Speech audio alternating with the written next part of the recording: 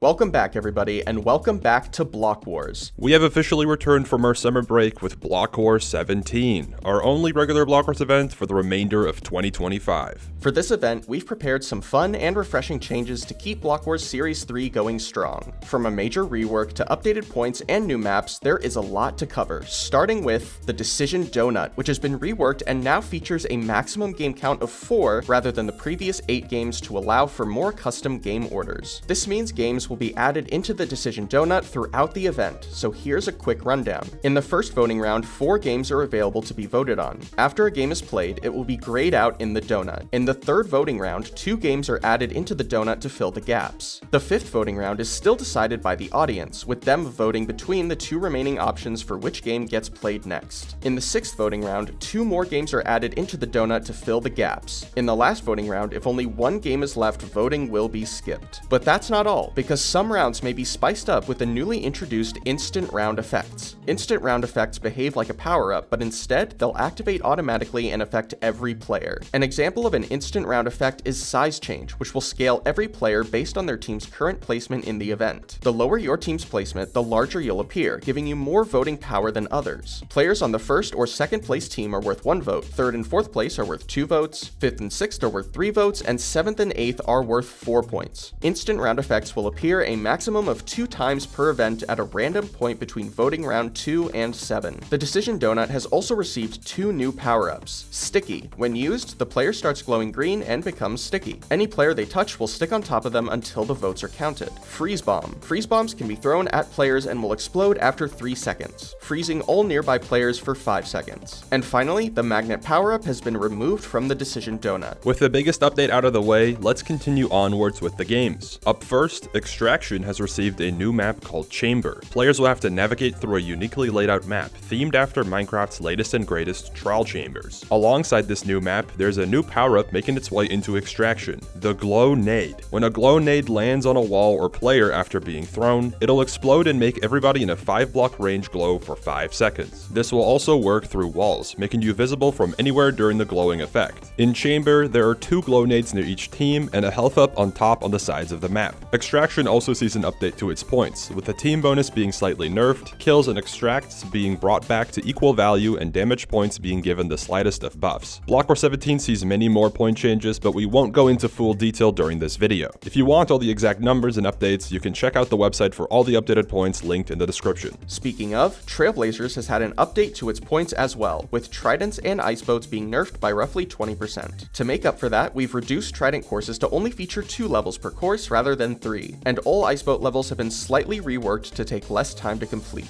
Ice Boats has also received a handful of brand new levels, so get to boating. Continuing with games that have received scoring updates, Race is back in rotation, but as per usual, we won't reveal which map gets played. To start with the point changes for Race, laps now give a flat score and are worth much less than before, and team bonuses have been slightly reduced. In exchange, it is now impossible to lose your first individual in Race to a weak team performance, even if your team gets last. That's because the points given for finishing Race have been majorly buffed. Placing in the top 3, in the top 5, etc. will give a bigger reward than the players below you compared to previous renditions of Race. Firefeet returns to party from Series 2 with a new map and some big updates. But first, we'll explain how the game works for those of you who haven't seen it before. Firefeet is a party minigame where the floor melts below your feet. When a block melts, it'll change in color a few times before it disappears. The first new update to Firefeet is the Leap item, which players can use to launch themselves a few blocks in the direction they're facing. The Leap item has 3 charges, and once you've used up all of your leaps, you'll regain a maximum of 1 leap 20 seconds after having used it. The second update to Firefeet is the introduction of disasters. These are environmental effects that apply to all players, like Hot Hot Hot, where players temporarily gain speed, or Earthquake, which causes parts of the map to decay extra fast. Alongside Firefeet and Party, Splat, Crossfire, and Photon will appear in Block Wars 17. Splat has received a new map called City, which features a unique layout with tall buildings to cover with your team's color. Crossfire will take place on the new Chicken Jockey map.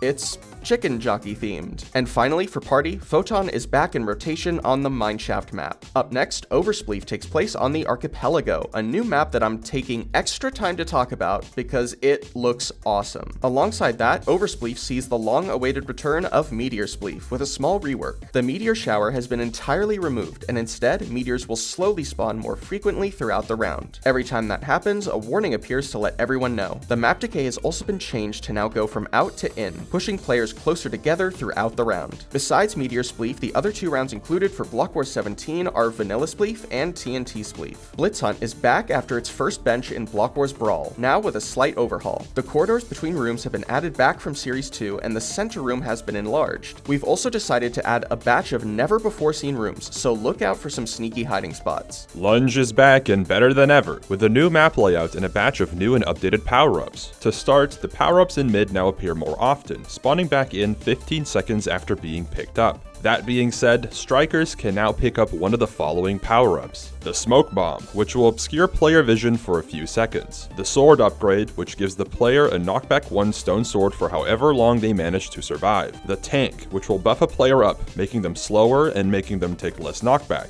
Additionally, if a tank manages to score, it'll count for 3 goals instead of 1. And Invisibility, which makes a player mostly invisible until they score or die. But that's not all, because Sweepers now get power-ups as well. Permanently in the hotbar, Sweepers will have 2 power-ups available to choose from. These power-ups have a much longer cooldown, but the cooldown decreases every time the Sweeper gets a kill. Sweepers also get wind charges now, which they can use to repel large attacks. The power-ups Sweepers get as of Block Wars 17 are Meteor Strike and the Slowness Bomb. Meteor Strike will summon an explosion on the bridge, knocking all players in its radius away from the center of the explosion. The Slowness Bomb can be thrown onto the bridge, slowing all enemies in its radius for a short amount of time. Orderup completes the game roster for Block Wars 17 with a brand new map called Valley and a big gameplay update as well. Bananas have been added and can be gathered from trees just like the other fruit. Alongside that, custom recipes make their return to Orderup. Players will now be able to craft carrot cake and golden eggs in the kitchen. But it doesn't end there because a brand new crafting method has been added. Bob the Blender. Bob the Blender is a villager located outside of the kitchen that players can trade resources with for certain recipes. As of Block Wars 17, the list of recipes players can get from Bob are as follows. Apples and oranges can be turned into apple juice or orange juice. Trade sugar or bananas alongside milk to get a vanilla or banana milkshake respectively. Trade a carrot with a potato for carrot soup. Or trade both a red and brown mushroom for mushroom stew. This means mushroom stew is no longer craftable in the kitchen as the bowl barrel has been removed. We've also added a second milk bucket barrel next to Bob the Blender just for your convenience. The upgrade table gets a shiny new GUI. And lastly, some balance changes have been made to Orderup as well. The hoe upgrade has been nerfed from diamond to stone, and points have been adjusted to decrease the gap between order completion placements, which leaves Battle and Tomb Titans benched for Block Wars 17. Lastly, however, Shockwave has received a few gameplay changes. To start, Shockwave bows have been remodeled to fit the theme of the game, while also newly adapting to the color of the participating teams. We've also made some small build changes throughout the map just to shake things up a bit. And that's all, folks. If you'd like to get early access to new Block Wars updates or behind-the-scenes content, join us on Patreon through the link in the description. Also, check us out on Twitter or Blue Sky and join our Discord for updates on future events. Make sure to tune in to your favorite streamer's POV on August 30th at 2 p.m. Eastern Time or 7 p.m. BST for Block Wars 17.